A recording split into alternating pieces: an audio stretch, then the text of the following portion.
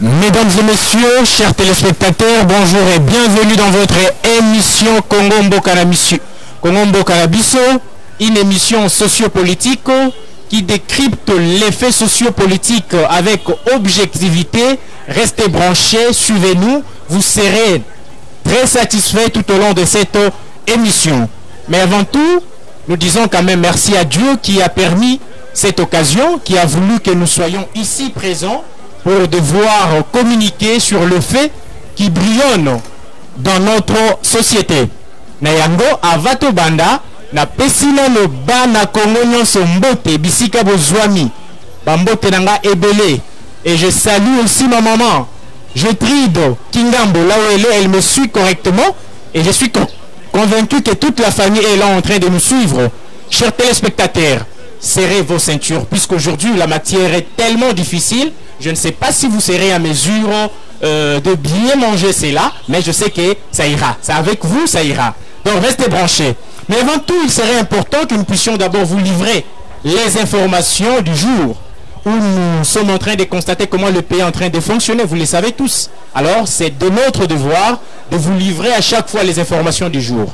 À ce qui nous concerne, incursion de Bakatakatanga qui s'est passé à Lubumbashi. Le responsable de ces aventures sont ceux qui viennent de quitter le pouvoir que nous venons de déboulonner à Dikungu Wakumwanza sur les antennes de 7 sur 7.cd. C'est une actualité que tout le monde connaît. À Lubumbashi, il y a eu vraiment une grande incursion qui a occasionné la perte de vies humaines.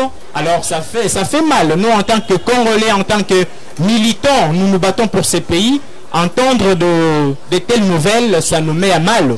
Et nous devons faire de notre mieux pour que le Congo aille mieux, pour que les choses s'améliorent. Voilà. Avant tout, nous avons reçu sur ces plateaux les jeunes.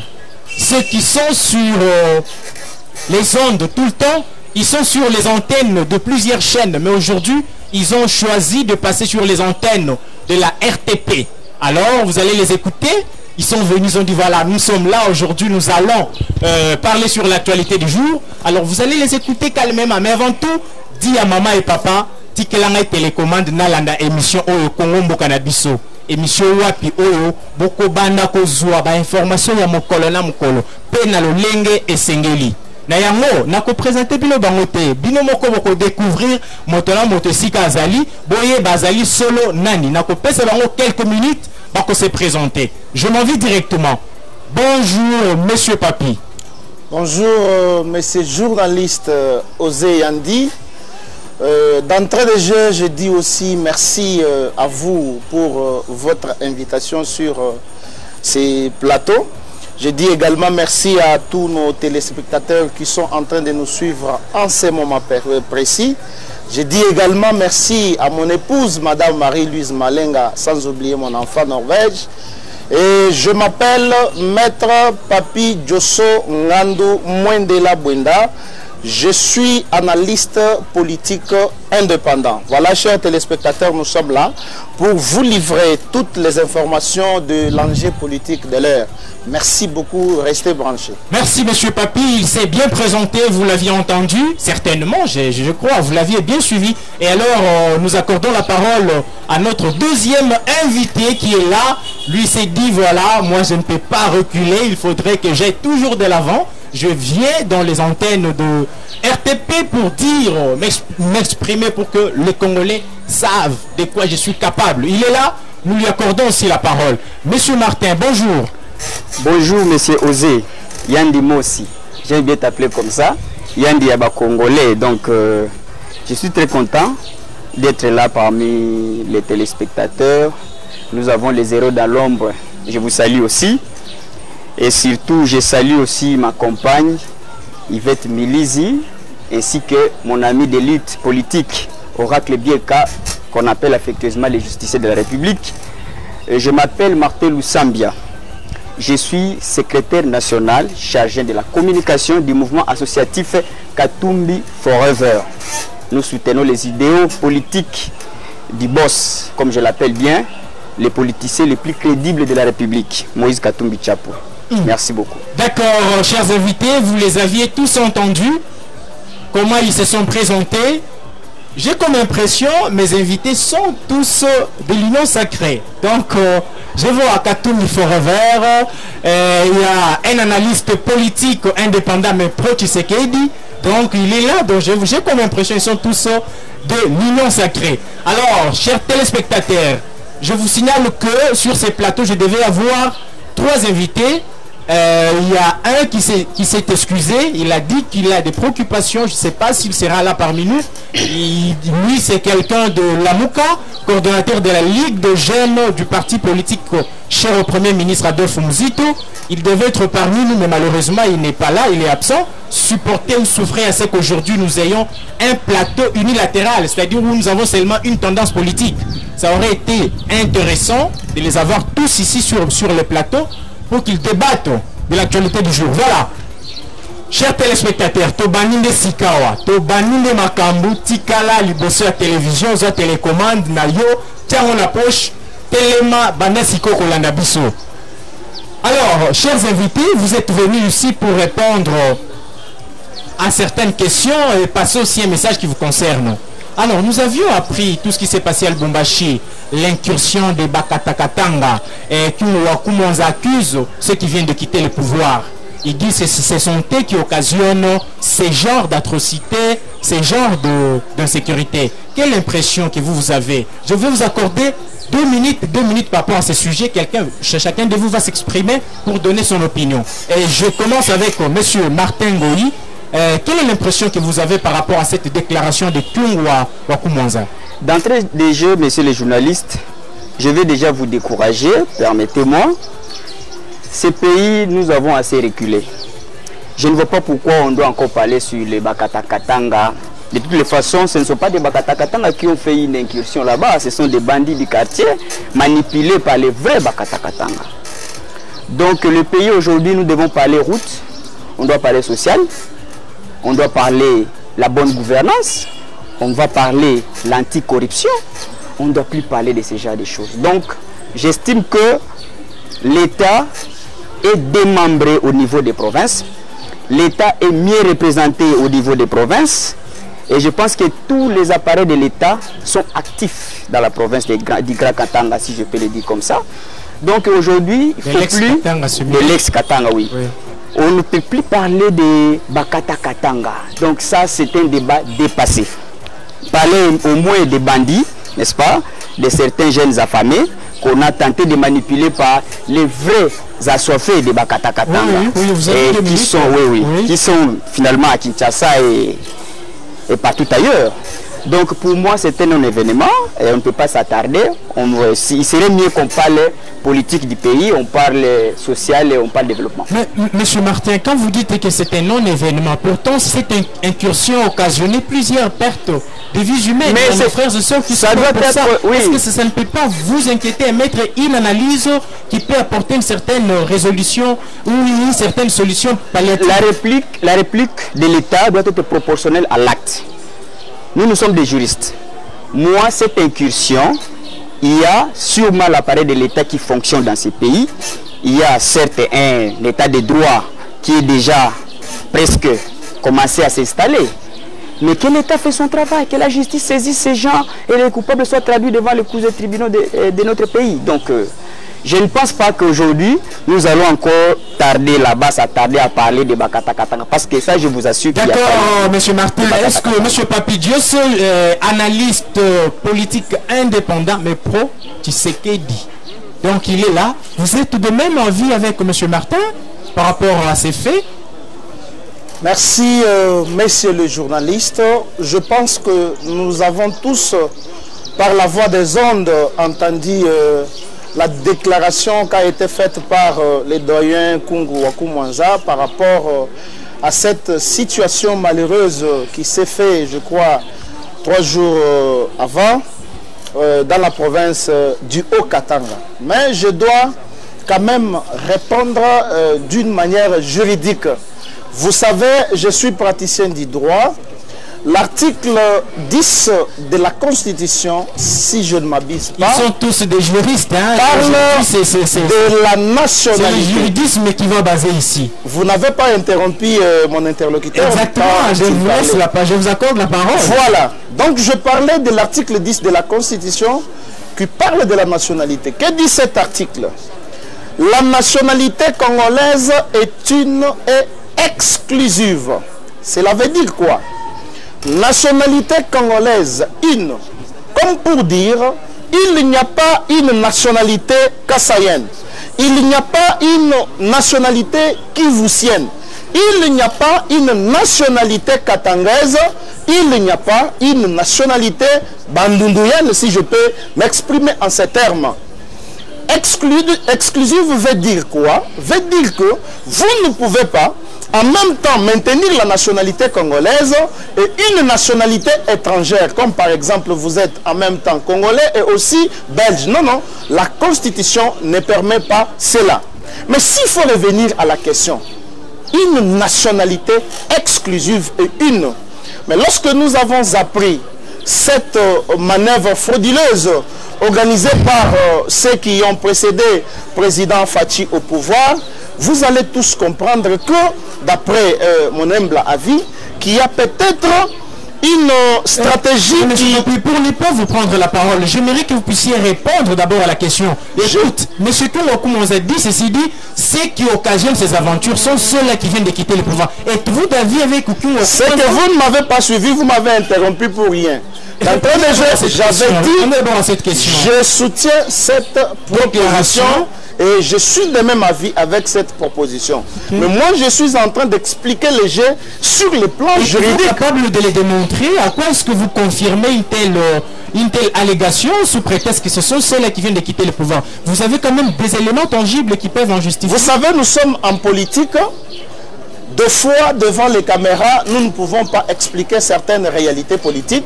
Mais nous, en tant que politiciens, voilà pourquoi nous livrons l'information pour leur dire que ce sont ces gens-là, et je pèse mes mots, ce sont ces gens-là qui s'organisent pour déstabiliser le pouvoir de Fachi Béton avec sa vision de peuple d'abord. Mais vous m'avez interrompu, je dois revenir quand même pour que le téléspectateur comprenne. Veuillez finir avec votre intervention. Je vous accorder 2 minutes, nous devons passer à autre chose. Donc voilà, si j'avais dit que je soutiens M. Kouakou Mwanza, c'est parce que ces gens-là cherchent à ce que le pays soit balkanisé, pour que le Grand Katanga soit un pays. Or, si vous suivez la politique de notre pays, le tout premier ministre de notre pays avait dit que ce Congo ne sera pas balkanisé. Nous avons une seule constitution. Le Congo ne sera pas séparé. Le Grand Katanga fera toujours partie d'une des provinces de la République démocratique du Congo. Voilà ce que je peux dire quant à ça. Sur les propos de M. Kouakou. Merci beaucoup, M. Papi. Chers téléspectateurs, mesdames et messieurs, ça fait très mal de voir comment notre pays est en train de fonctionner. Nous avons tous le devoir de contribuer à l'émergence de ces pays.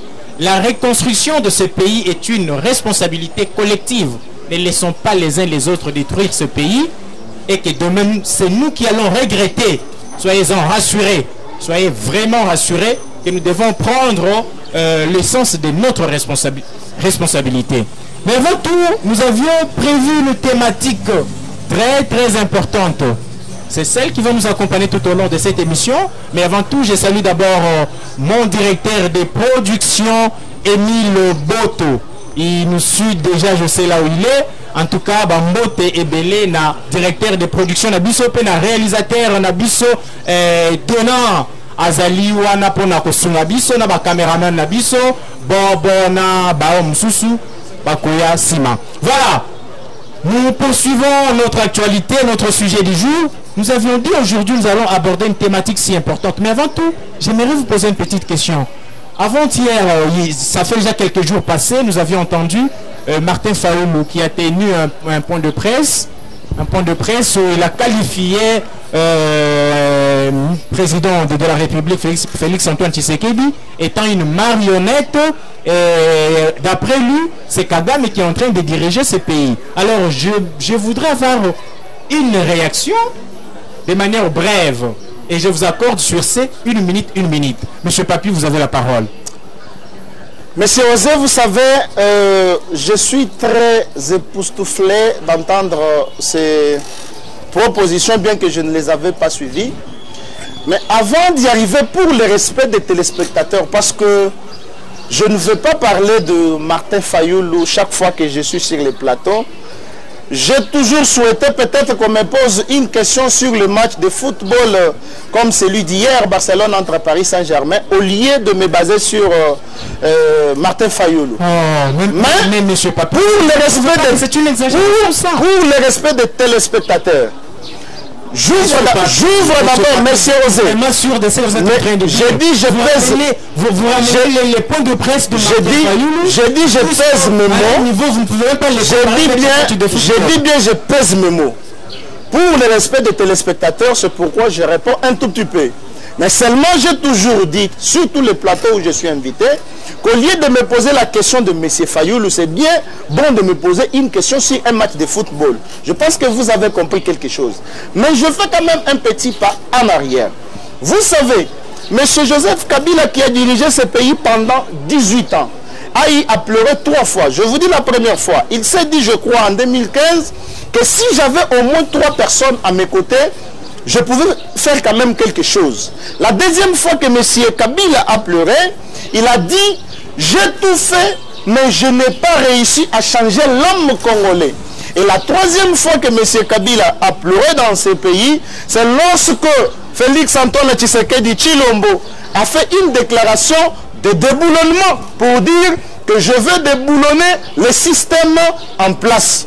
Je pense, pour répondre à cette question, autant que M. Kabila avait pleuré, M. Martin Fayoulou, je termine s'il vous plaît, monsieur. Je termine mon opinion s'il vous plaît. Exactement. Jusqu'à tel point, vous ne pouvez même pas les un tout petit mot. Un tout petit mot. Non, non, ça suffit. Nous accordons la parole à M. Martin. M. Martin, quelle est votre appréciation par rapport à ces propos que M. Martin Fayoulou a tenus à l'égard du président de la République, Molamboka Félix Antoine Tshisekedi, où il est en train de dire d'après lui que c'est Kagame qui est en train de diriger ce pays et que Félix n'est qu'une marionnette. Est-ce que vous êtes d'avis avec ces propos? Et sinon, vous pouvez les démontrer sur quel point vous n'êtes pas d'avis? C'est un non-événement déjà, d'entrée des jeux, c'est un non-événement. Il n'est pas à son premier forfait et il ne sera pas à son dernier forfait. Donc, c'est un habitué des shows politiques.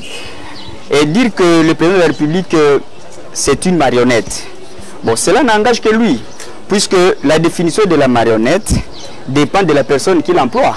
C'est comme ça la politique au Congo. Lorsque nous parlons de la marionnette, c'était à lui, normalement, qui allègue le fait que le président est marionnette, d'en prouver. Parce que quand il dit que c'est le président Kagame du Rwanda qui dirige en réalité la République démocratique du Congo, c'est qu'on suppose que même si lui aussi serait président de la République à l'issue des élections de 2018, il serait aussi dirigé par absurdité. Il serait aussi dirigé par le même Kagame.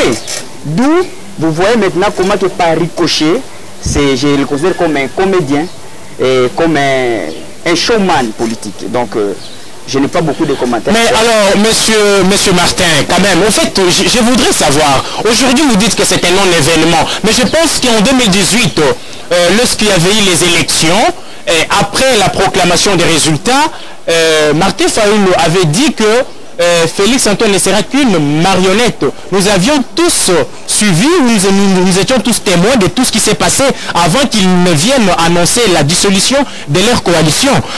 Lorsqu'il a été programmé comme président de la République, nous avions vu comment Kabila les malmenait, il n'arrivait pas à prendre des décisions indépendantes, il était toujours attaché. Vous aviez dit aussi que c'était un non-événement, mais à la fin de compte, on avait compris que c'était une réalité. Et aujourd'hui, même Martin Fayoulou dit que c'est Kagame qui est en train de diriger ce pays et que Félix continue d'être une marionnette. Vous refusez encore. Êtes-vous vraiment d'accord que ces propos sont vains?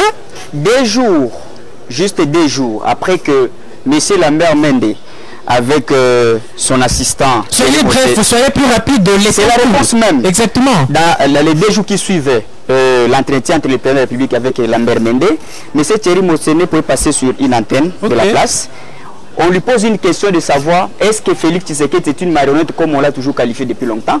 Thierry Mosenepo, un grand jeune du FCC jadis, il a dit les deux mains en haut, c'est un grand stratège politique que je n'ai jamais connu. Bon, exactement, il ne faudrait pas aussi rester comme un sourd. Vous devez comprendre qu'en politique, il y a d'autres expressions qu'on emploie pour attirer l'attention de son mentor. Ah bon, ça ne dérange pas. Et on pour vous. Attendez, monsieur Martin. Non, j'ai pris cette idée. Ça ne peut pas passer comme ça. Écoutez d'abord.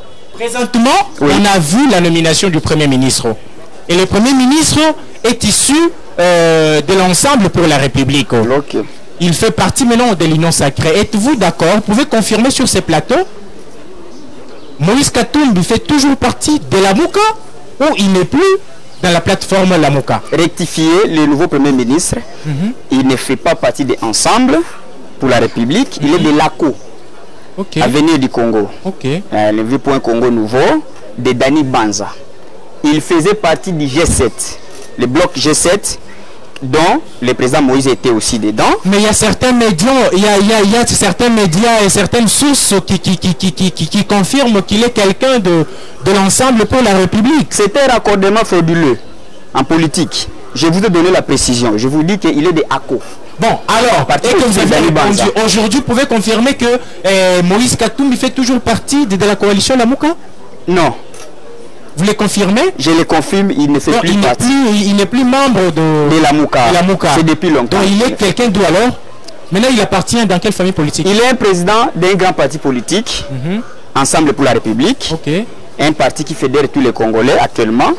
Et il est le nouveau allié du président qui compose l'Union sacrée pour la nation. D'accord, merci monsieur Martin pour les réponses. Voilà, aujourd'hui la thématique principale était celle de comprendre l'Union sacrée. Chers téléspectateurs, on est là pour vous. Suivez correctement et attentivement votre émission Congo Mboka na Biso. L'Union sacrée, par l'entremise du nouveau Premier ministre, réussira-t-elle le bien-être social du peuple congolais? C'est ça même la thématique que nous allons débattre ici. Chacun de vous va devoir se prononcer de manière cohérente. Et j'accorde la parole à M. Papi de nous donner les éléments importants par rapport à cette thématique. M. Papi, vous avez la parole. Monsieur le journaliste, j'ai comme impression que la répartition de la parole n'est pas équitable. Mais seulement, nous sommes obligés de répondre à vos questions. La question de savoir si l'Union sacrée, par l'entremise du tout nouveau Premier ministre de l'Union sacrée, réussira-t-il au social ou au bien commun de la population? Je dis oui. Mais avant de dire ce que c'est là, je vais vous relater une petite histoire. Après 18 ans, bref, voilà pourquoi je dis que la répartition n'est pas équitable. Lorsque M. Martin parle, vous l'accordez la parole. Mais vous êtes tous sacrés, donc je ne suis pas injuste. Ne donne pas l'impression de faire partie à une obédience politique alors que vous devez être neutre. Voilà, ma petite histoire est comment? Pendant 18 ans que ce pays a connu un chaos. Arrive 2018, les élections ont été organisées et vous savez, vous tous, que celui qui avait remporté ces élections, c'est son Excellence, Monsieur Félix Antoine Tshisekedi Tshilombo. Mais il s'avère que la majorité parlementaire n'a pas pu rejoindre son obédience politique. C'est ainsi que dans sa sagesse, il dit, venez, Congolaises et Congolaises, asseyons-nous autour d'une même table, formons une coalition. Et la coalition, vous le savez bien, a été formée, celle qui a été appelée FCC Cash. Mais seulement ce que je vais rappeler aux téléspectateurs, c'est que le FCCien, donc le membre du FCC, avait une hypocrisie d'accepter cette coalition. C'est pourquoi ils se sont retrouvés entre le marteau et l'enclume. Allons-nous obéir à qui? À l'autorité morale que moi j'appelle immorale, ou bien au chef de l'État, président de la République? Et voilà pourquoi dans toutes les sorties médiatiques du président de la République, il disait toujours « j'ai connu des humiliations ». Maintenant, pour répondre à la question, Nous sommes en droit administratif. Il faut savoir, nous avons l'État-providence et l'État-gendarme. L'État-providence... Expliquez. J'aimerais que vous... Je suis en train d'aller mollo. Quelle est la différence entre l'État-providence et l'État... Je suis en arrivance. Gendarme, oui. La question est de savoir si le gouvernement de l'Union sacrée va-t-il réussir au bien commun ou au bien-être social de la population, du peuple. Quels sont les desiderata de la population? Maintenant, je suis en train de parler du droit administratif où nous sommes dans une logique de l'État gendarme et l'État-providence. L'État gendarme, c'est celui-là qui s'occupait seulement à la sécurité de la population. Il n'y a que ça. Sécuriser la population, et c'est bien. Le social, dans l'État gendarme, il n'y en avait pas. Mais seulement avec l'évolution du droit, on a vite compris qu'il faut créer une autre forme qui est l'État-providence. Et dans l'État-providence, c'est là qu'on retrouve tous les besoins de la population. Quels sont ces besoins? Les besoins d'électricité, les besoins de l'eau, les besoins de logement, et il y a plusieurs besoins. Et voilà, dans les missions de l'État-providence, l'État doit tenir compte de tous ces besoins-là. Imaginez-vous, dans l'État gendarme, où l'État ne s'occupait qu'à la sécurité. Maintenant, s'il y avait une épidémie comme le coronavirus, c'est-à-dire dans la forme de l'État-providence, l'État ne pouvait pas intervenir, c'est les individus seuls qui pouvaient intervenir. Mais la question que je me pose, si on était à l'époque de l'État-providence, avec le coronavirus, comment allions-nous faire? Voilà pourquoi l'État prend sa responsabilité dans le domaine de santé, dans le domaine de transport public, dans tous les domaines qui concernent la population. J'affirme que ce gouvernement d'union sacrée, c'est un gouvernement sur lequel nous devons avoir l'espoir. Voilà pourquoi même le président de la République a nommé un jeune. C'est pour le renouvellement de la classe politique. Papi, vous confirmez, vous êtes en train de confirmer et d'affirmer que l'union sacrée par l'entremise du nouveau Premier ministre réussira le bien-être social du peuple congolais. Exactement. Est-ce que, donnez-nous les arguments démonstratifs, ceux qui démontrent réellement que non, ils seront en mesure d'atteindre ces paris. Ils seront... Téléspectateurs... Exactement. Et le même téléspectateur là avait dit, celui qui vient d'être nommé, il est de du FCC. Nous sommes en train de dire ceci.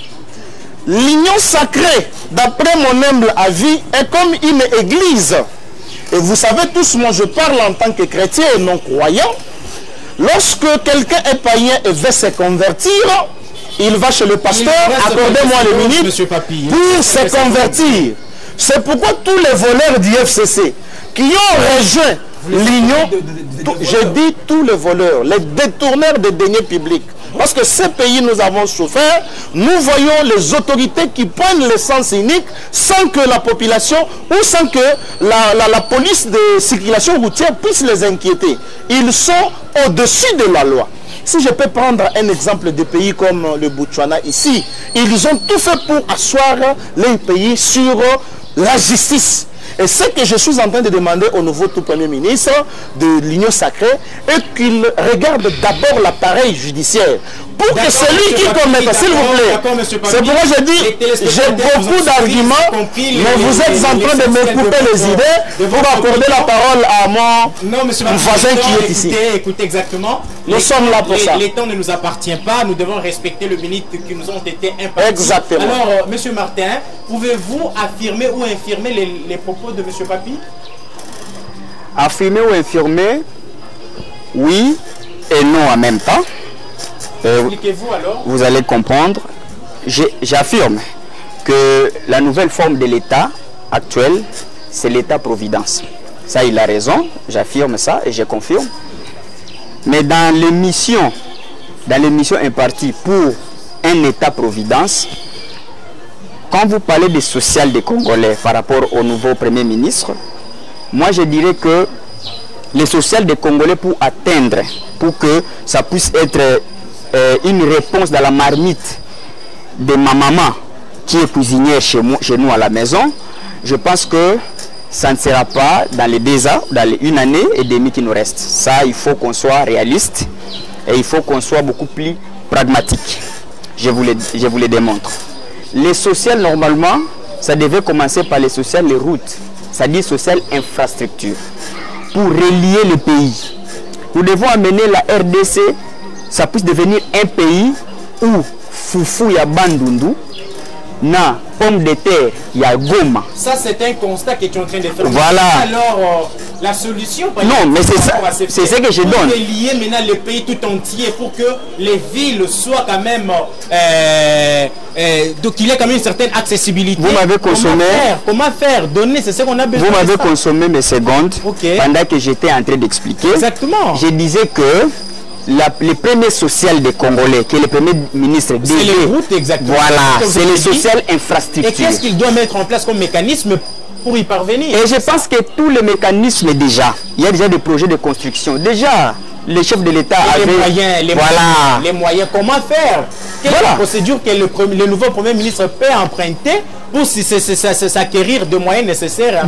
Déjà que je ne suis pas dans son cabinet, et déjà que, étant que Congolais, nous savons tous, nous avons des régies. C'est pas problème. Nous avons lobby que nous avons un cabinet, il y a le chef du gouvernement à Sikate, pour mais néanmoins, nous connaissons tous que dans ces pays, les régies financières, n'est-ce pas, qui génèrent les finances publiques de l'État sont connues. Il suffit tout simplement d'aller travailler place bambongo kota kaya l'État wana batu bazoiba na place qui na caisse ezo na poche abatu. Comme tous les services sont là et sont actifs, quitte seulement au Premier ministre d'être en accord avec l'appareil judiciaire, d'être en accord avec le commandant suprême et que tout le monde réponde et qu'il n'y ait plus bambongo nenge tanga par-ci par-là ba récupérer bambongo no soana. Je vous dis que Congo za na mbongo et bien. Congo est un mbongo, mais comment que ça pour que mbongo wana et sunga penza peuple congolais, puisque vous dites que Congo est un mbongo, mais congolais ba bazali konyo quoi. Mais Congo est zonyo quoi parce que congolais ndazonyo kola congolais. Comment ça? Expliquez-vous alors. Voilà, c'est-à-dire que dans les régimes financiers où on génère les recettes publiques, il y a des gens malveillants, il y a des gens qui nous ont dirigés pendant 18 ans, qui ont implanté un système de fuite. Ils ont fuité mbongo. Mbongo ils ont quota, mais mbongo ils ont comme na caisse na libenga l'état. On doit se dire ça comme ça. Et na bisao que la justice élève une nation. C'est une pensée générale que Dieu a donnée dans la Bible pour éclairer le peuple. Donc, ce qui justice ya mboka na biso est comme active. Ce qui justice ya mboka na biso est comme kotia miso na mutu nyoso.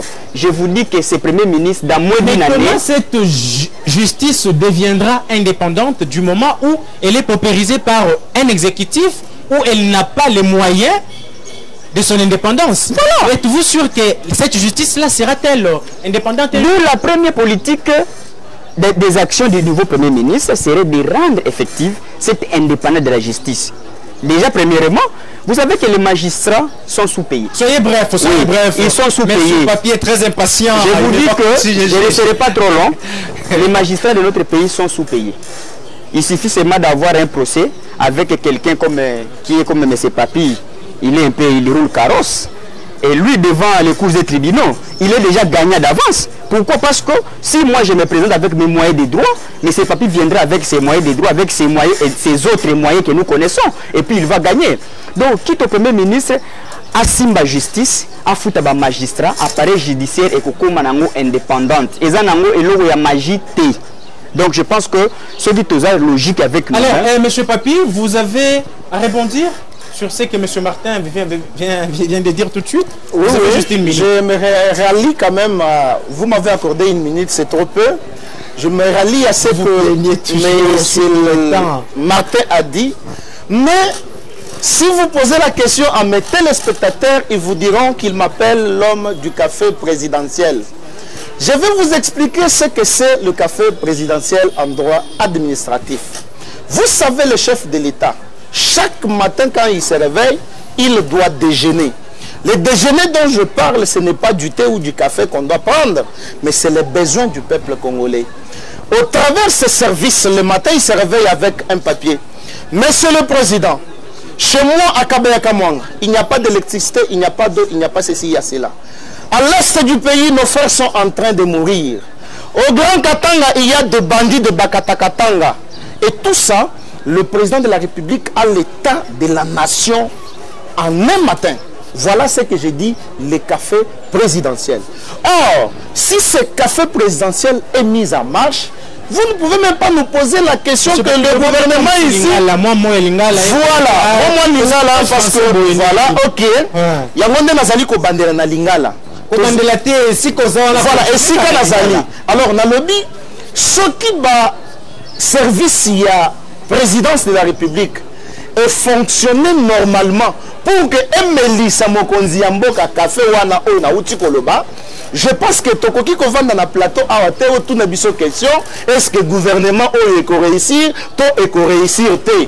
Parce que la politique d'un gouvernement est allée pour que répondre à besoin de la population. Dans le temps jadis, le peuple vivait dans la jungle et c'est la loi du plus fort qui régnait. Mais tango eleki mingi mingi lobina lobana lingala tala difficulté na zana yango. Alors batu bamoni ke tokoki ko vanda lisusu na jungle te. Il faut to pona batu bakambi na biso oyo bakoki ko kamba biso. Donc la conscience collective s'est réunie pona ko pona mikonzi. Mikonzi wana nde président de la République ozomona. Natina nini? Biso peuple, tous un contrat na bino. Vous affirmez que M. Félix, là où il est, c'est par la volonté du peuple. C'est ça que vous voulez affirmer? Non, j'ai dit c'est la volonté du peuple parce que c'est nous qui l'élisons. C'est nous qui l'avons élu. Vous affirmez que c'est de cette volonté collective dont je parle. C'est que Olandinga Malam pas qu'il a été choisi par un individu. Non. C'est pas la volonté du peuple? Non. Tshisekedi a été élu démocratiquement par la population congolaise. Si qu'on a expliqué aux téléspectateurs. Alors, tango bisoto ponibino na jour yanzala bisoto ye président Tshisekedi tala contrat la bisoto ponaki yo pour résoudre problème ya mai mais awa mai ezate yango nde toye liboso na yo président Tshisekedi tala transport en commun ezalité embouteillage partout tozo souffrir kokende misala bana bazo souffrir kokende ba classe biso ye toye pour répondre na besoin na biso. Il y a un moment qui récemment, président de la République a offert qui ba bis ya Transco. Et comment sur cette demande du peuple vers ses autorités? Cette demande vers les autorités, c'est un contrat social. Donc les besoins du peuple, les desiderata. Parce que avec le gouvernement, c'est une demande output. Non, ce n'est pas une demande output. Oui, c'est les deux. C'est un contrat entre les gouvernés et les gouverneurs. Parce que ce n'est même pas une demande, parce que dans les contrats, toutes les clauses sont déjà déterminées. Comme le dit l'article 33 du Code civil livre 3 qui dit les contrats formés légalement. C'est une minute, monsieur Patrick. Non, c'est comme ça. Je chute par là. Gérez bien votre temps. Les contrats formés légalement entre parties tiennent lieu de loi à ceux qui les ont formés et l'État a l'obligation de les protéger. Donc, biso peuple, tozana contre na ba gouvernement na biso, alors tozo senga bango ba respecter contrat na biso. Contrat na biso ezanini. Nzele fongoma lokola ndeko Martin à lobby, contrat na biso ezanini. Mai ezala lokola ndeko Martin à lobby, contrat na biso ezanini. Courant ezala partout, transport en commun, social ya batu et monana. Tala ndeko Martin à lobby loko ya mutuya. Ba magistrat bazali impayé plusieurs mois soki otuni bangonga nazali mosambele libatu na yebiso na kokiko loba te makambo ezaka na couloir soki batu wana vie sociale na bango ezali malamu justice ekovanda parce que soki justice eza na mboka te ndeko oze nyonso ezali par terre tala na Botswana nde na uti koloba un petit pays, moins que la RDC, mais qui a fait asseoir son économie. Et quand on parle de l'économie en Afrique, je vous retire la parole. Vous aviez bien dit, vous aviez expliqué sur la thématique, vous aviez donné votre opinion, votre point de vue, et ça a été de même avec monsieur Martin. Et voilà que nous sommes en train d'aller vers la fin de notre mission. chers téléspectateurs, ça qui toque comme Ngonga, ils abisoté. Oh, déjà. Hein? Déjà. Abisoté, donc, Bolimissa. Déjà. Nous vous donnons un rendez-vous solennel le mercredi prochain avec une thématique très intéressante. J'annonce ça. Face aux multiples défis que la population congolaise fait face, quelle serait la priorité de l'Assemblée nationale dans la légifération de ces lois? Voilà déjà les sujets que nous allons aborder le mercredi prochain. Les plateaux restent ouverts. Nous sommes très disponibles de vous avoir sur notre plateau. Ceux qui en voudront, en tout cas, appelez-nous, enregistrez-vous déjà à temps et vous serez nos invités. À chaque fois, nous sommes là. Vous accordez la parole, c'est notre devoir. Vous donnez des informations, c'est notre devoir. Alors, nous sommes presque à la fin de notre émission, mais nous allons accorder une minute à nos invités pour dire un dernier mot. Je commence avec M. Papi. Vous avez une minute. Voilà, le tout dernier mot que je peux dire, c'est d'abord... C'est logique. J'ai débuté avec M. Martin. Exactement. Et je voudrais finir avec cette vous. logique-là ne dépend que de vous qui l'avez dit. Alors, je dis merci à vous qui m'avez invité. Je dis aussi merci au président de la République pour avoir nommé un jeune à la tête du gouvernement. Ce que nous pouvons dire, c'est le souhaiter bonne chance et répondre aux besoins du peuple congolais. Voilà. Monsieur Martin, vous avez un dernier mot? Adressez-vous à vos téléspectateurs, à nos compatriotes qui nous suivent. Ils sont là branchés. Nous vous disons c'est une émission très intéressante. Congo Mboka na Biso. Une émission sociopolitique qui décrypte les faits sociopolitiques avec une certaine objectivité. Ah, ma couleur politique est athée. Donc ceux qui ont se préparent bientôt au Kweya. Au Kouta, la journaliste avant au Kweyi. Donc nous accordons une minute à M. Martin pour s'adresser aux téléspectateurs. Vous avez un dernier mot? Dommage que les bonnes choses ne durent jamais. On n'a pas pu faire sortir ce qu'on avait dans les entrailles. Vous aurez encore un espace. Oui, vous serez notre invité. Nos entrailles sont pleines avec les matières que les Congolais veulent manger. Mais sinon, je vous remercie et je remercie votre émission, Les Héros dans l'ombre. Je remercie les téléspectateurs. Ce que je veux dire aux Congolais en 10 secondes est que le Congo a tout ce qu'il faut. Et nous avons aussi des hommes. Seulement, nous avons préféré nous-mêmes, nous, peuple, par notre naïveté, d'amener au sommet. Par la naïveté, c'est ce que vous voulez dire? Par notre naïveté. Exactement. Voilà. D'amener au sommet de la classe politique. Et naïveté, quand tu dis la naïveté, il faut expliquer le terme.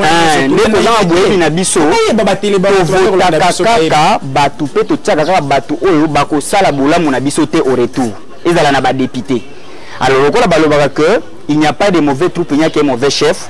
Voilà, j'ose croire qu'avec le nouveau président, cette fois-ci, celui-ci au moins, n'est-ce pas, il a une oreille attentive par rapport à ces peuples-là. Avec lui, c'est un grand stratège. Moi, je l'admire, hein, personnellement. Je l'admire beaucoup. Je ne le croyais pas capable de faire ce qu'il a fait dans 6 mois. Monsieur Martin est en train de dire que le président a une oreille attentive. Merci. Voilà. Monsieur Martin s'est adressé aux téléspectateurs. Mesdames et messieurs, distingués invités, Balamboka Congo, émission Nabiso, et comme il a souka. Et comme il a souka.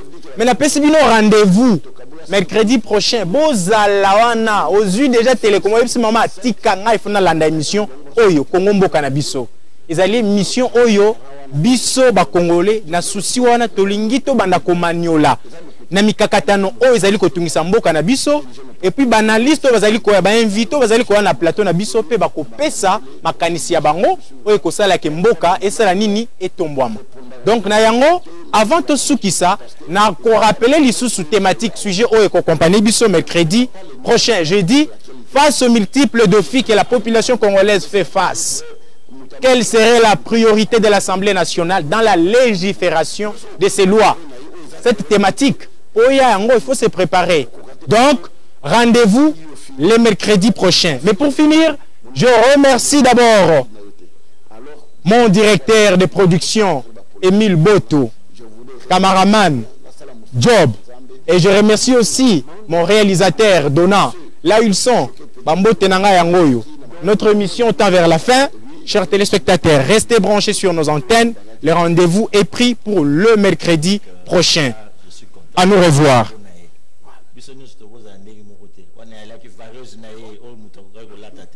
Vraiment, je suis content.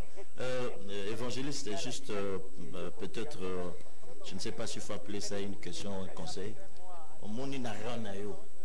Et ça vous allez bien, vous allez l'équipe pour la communication. Ce qui va tout bailler,